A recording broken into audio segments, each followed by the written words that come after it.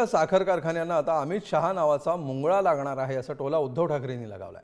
केंद्रातील सहकार मंत्रालयावरून उद्धव ठाकरेंनी निशाणा साधलाय, तर उबाठा काँग्रेसच्या गल्ल्यावर बसलेला आहे म्हणत शिंदेंनी ठाकरेंवर निशाणा साधलाय।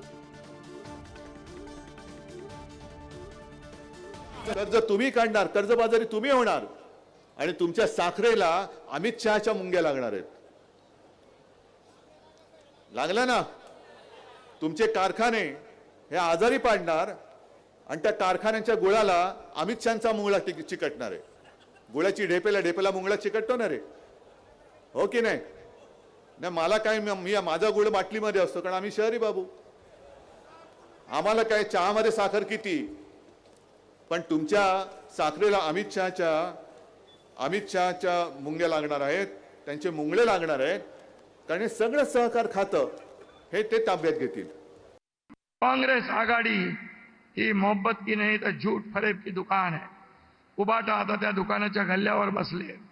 महाराष्ट्रातील जनतेला गिरायक बनवण्याचा त्यांचा डाव आहे, पण लक्षात ठेवा मराठवाड्यातील जनता सुज्ञ आहे, त्यांना भीक घालणार नाही।